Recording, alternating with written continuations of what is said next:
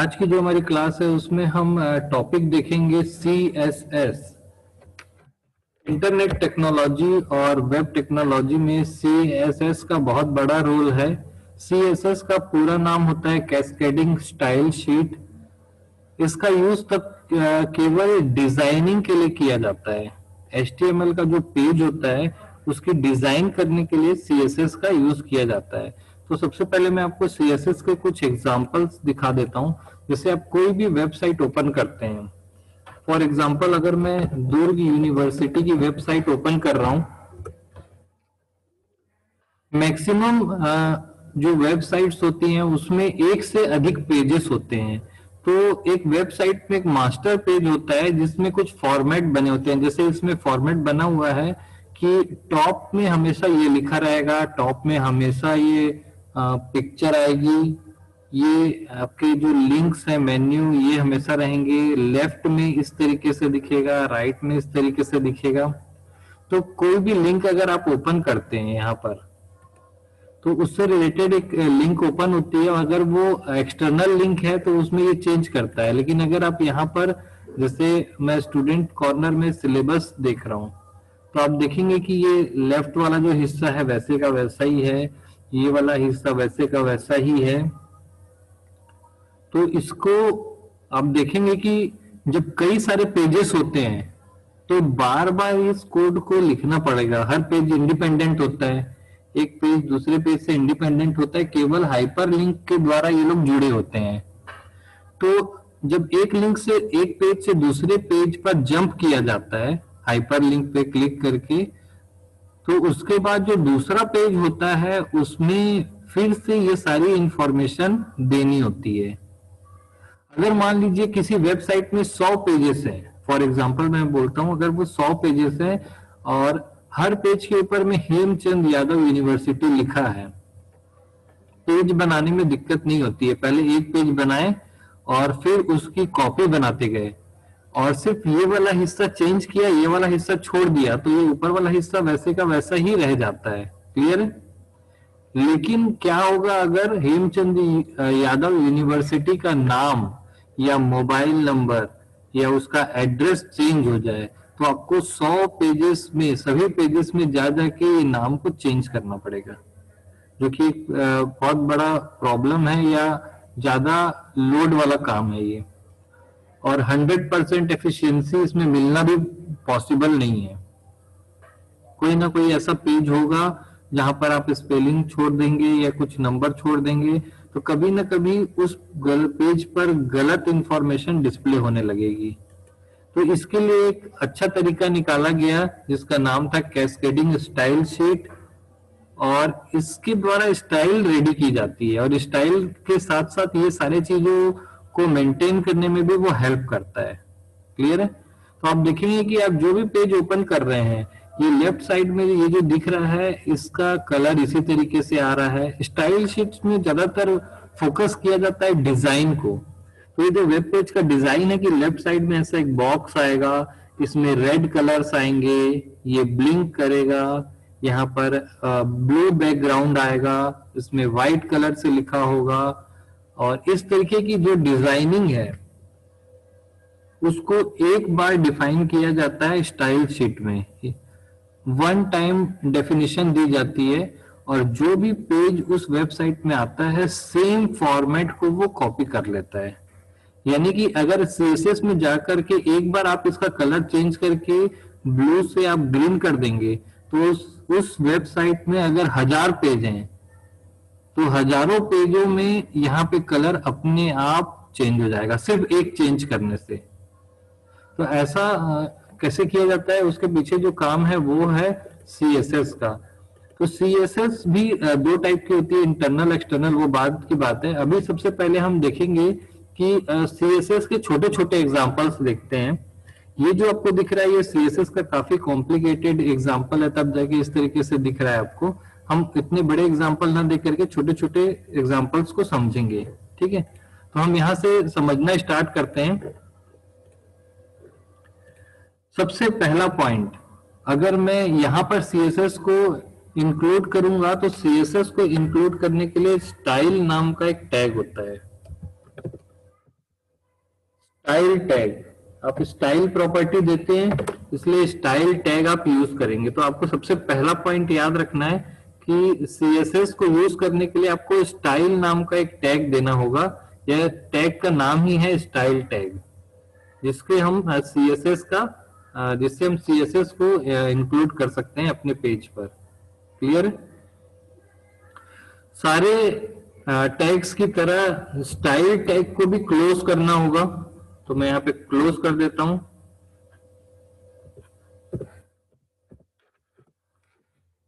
दूसरी इंपॉर्टेंट बात, style tag आप ज्यादातर हेड में लिखते हैं क्योंकि ये सभी के लिए यूज होता है, इसलिए हेड में लिख देते हैं। अभी तक आप हेड में टाइटल लिखते आए थे, जैसे आपने देखा था कि मैं यहाँ पर टाइटल लिखता था और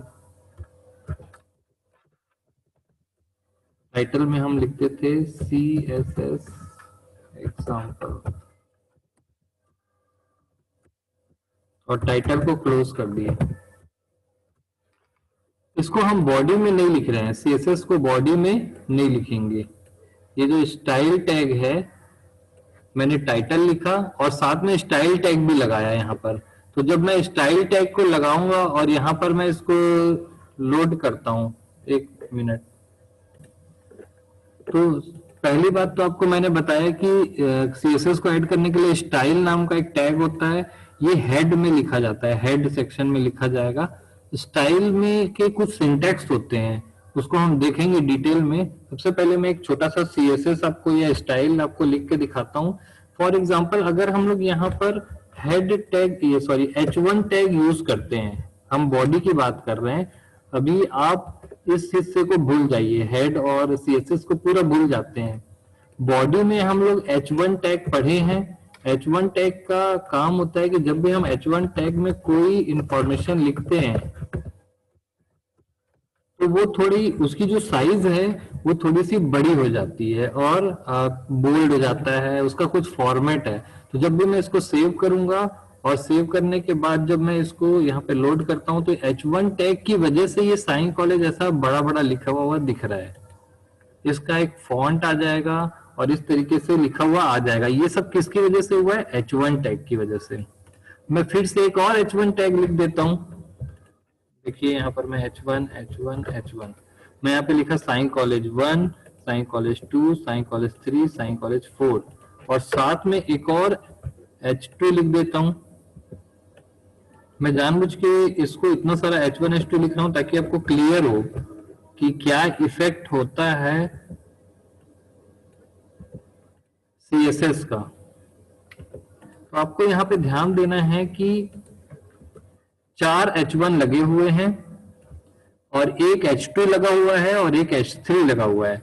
CSS को भूल जाइए। अगर मैं इसको सेव करके रन करूंगा तो ये नॉर्मली ये चारों पर H1 इफेक्ट की वजह से इसका फॉन्ट बड़ा हो गया है,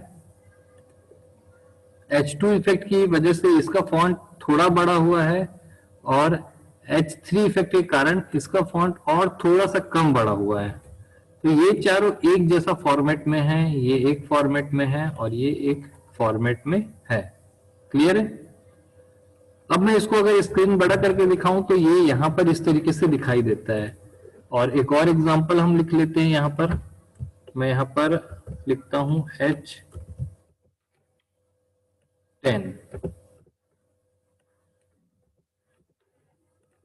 इसको मैंने सेव किया तो आप देखेंगे कि H10 जो है वो नॉर्मल टेक्स्ट जैसा दिख रहा है, जो कि मैं सिंपल ऐसे लिख दूं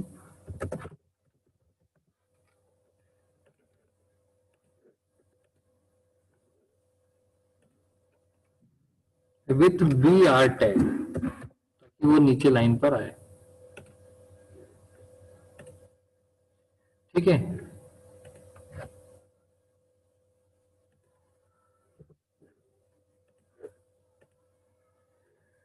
फिर से एक बार देखते हैं, बॉडी के ऊपर फोकस करते हैं। बॉडी पे मैंने 4 H1 टैग लिखा है जिसके कारण साइन कॉलेज 1 2 3 4 एक जैसे और बड़े बड़े दिख रहे हैं। H2 टैग यूज किया है मैंने H साइन कॉलेज 5 पर, इसलिए थोड़ा सा बड़ा हुआ है, थोड़ा सा ज्यादा बड़ा हुआ है। H3 टैग यूज किया है मैंने यहाँ पर, इसकी वजह से ये थोड़ा सा बड़ा हुआ है। और H10 नाम का एक टैग यूज किया है, इस नाम का कोई टैग है ही नहीं, इसलिए नॉर्मल साई कॉलेज लिखने में जैसा दिख रहा है वैसा ही H10 में भी दिख रहा है। H10 नाम का कोई टैग नहीं है, इसलिए वो नॉर्मल, उस पर कोई इफेक्ट नहीं लगा। H3 लगाने से ये इफेक्ट लगा, H2 लगाने से ये, और H1 लगाने से ये इफेक्ट लगा। अब मैं चाहता हूं कि जो इतने भी H1 टैग हैं, यहाँ पर मैंने 4 यूज किए हैं, मेरे जितने भी H1 टैग थे उनका कलर मैं रेड करना चाहता हूँ। तो मैं सबको बार बार जाके यहाँ पे रेड रेड रेड नहीं करूंगा, क्योंकि यहाँ पे तो 4 है। मान लीजिए मेरे वेबसाइट में 10,000 H1 टैग लगे हुए हैं, और मैं चाहता हूं कि जितने भी H1 टैग हैं सबका कलर रेड हो। ये मेरा फॉर्मेट है। जैसे कि अब्दुल यूनिवर्सिटी की साइट में देखा कि उसका कलर यहाँ पर ब्लू आ रहा है, तो मैं यहाँ पर एक स्टाइल शीट तैयार करूंगा। स्टाइल शीट तैयार करने के लिए मैं क्या करूंगा, स्टाइल टैग लूंगा और यहाँ पर उस सेलेक्टर का नाम लिखूंगा, सेलेक्टर या एलिमेंट का नाम लिखूंगा जिसको मुझे चेंज करना है। उसको बाद में देखेंगे क्या होता है। मैंने H1 का नाम लिखा, ब्रैकेट ओपन किया, ब्रैकेट क्लोज किया, H1 का ब्रैकेट ओपन, H1 का ब्रैकेट ओपन और क्लोज कर दिया है मैंने। इसका मतलब है कि इस पेज में जितने भी H1 होंगे उसके ऊपर ये यहाँ पर जो मैं इफेक्ट लिखूंगा वो सारे इफेक्ट यहाँ पर आएंगे। क्लियर है? तो यहाँ पर मैं इसका लिख देता हूं कलर और कोलन, यहाँ पे लिखता हूं रेड। तो इस बॉडी में जितने भी H1 है, अभी फिलहाल यहाँ पर 4 H1 है, चारों H1 में एक इफेक्ट आएगा, उनका कलर क्या हो जाएगा, रेड हो जाएगा। ठीक है? अगर मैं इसको सेव करूं और इसको लोड करूं तो देखिए जितने भी H1 थे, यहां पर मैंने 4 बनाया जानबूझ के।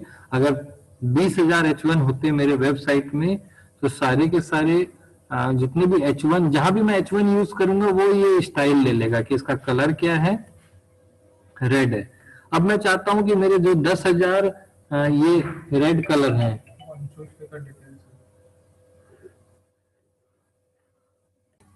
तो इस तरीके से हमने देखा कि एक बार मैंने डिफाइन कर दिया कि जितने भी H1 है उनका कलर रेड होगा, तो जहां भी मैं H1 लिखूंगा अपने आप वो रेड कलर ले लेगा। अब देखिए जहां पर मैंने H3 लिखा था यहां पर मैं H1 कर देता हूं, ये H1 कर दिया। तो देखिए ये जो H3 था ये वाला साइन कॉलेज 6 वाला, जैसे मैं लोड करूंगा तो H1 होने की वजह से वो रेड हो जाएगा। तो मैंने डिफाइन किया कि पेज में जितने भी H1 है, चाहे वो 1 है, 2 है, 50 है, 100 है, वो सारे का कलर मैंने डिफाइन कर दिया। एक सिंगल टाइम मैंने यहाँ पर डेफिनेशन दी है, और वो सभी जितने भी उसके एलिमेंट्स के जितने भी यहाँ पर जितने बार भी यूज हुआ है वहां वहां उसने उसको सेलेक्ट किया और उसका ये स्टाइल बना दिया। अब मैं चाहता हूँ एक ही बार में ये सारे के सारे जो हैं वो ब्लू हो जाए, तो मैंने यहाँ पर एक बार चेंजेस किया। आप देखेंगे कि उस पेज पर जितने भी H1 टैग यूज हुए हैं सब के सब अपने आप ब्लू हो गए। क्लियर है? Hello hello. हाँ भी 10 वो बीसीए में ना अंशु एक का करना, अंशु एक का नहीं नहीं, वो ब्रिज कोर्स का ना, वो इंटरनल नहीं गया। तो मैथ्स वाला देगा ना ब्रिज कोर्स का इंटरनल। मैथ्स तो है नहीं ना, संजय देता था।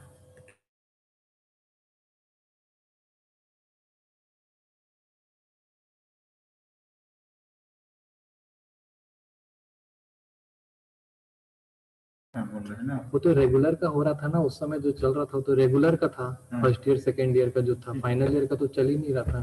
तो नहीं गया ना, तो अभी कौन आया कोई तो क्या समझ गया, पहले गया ही नहीं है ना फाइनल ईयर। हाँ तो नहीं गया इसलिए मांग रहे हैं ना। तो मैथ्स का मैं दूंगा। कौन कौन बच्चे हम मैट्रिक लगवा दिया हूँ।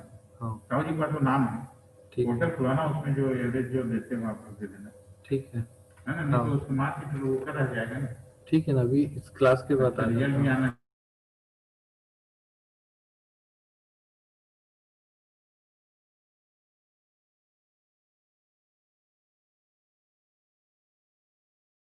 बीए में तो पूरा हो गया है ना बीए का।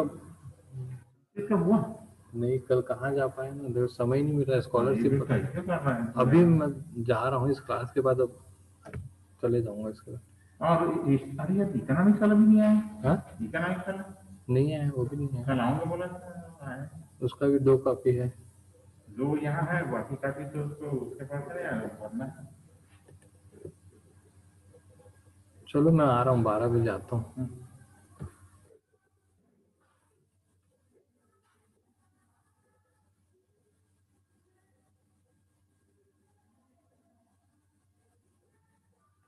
हेलो।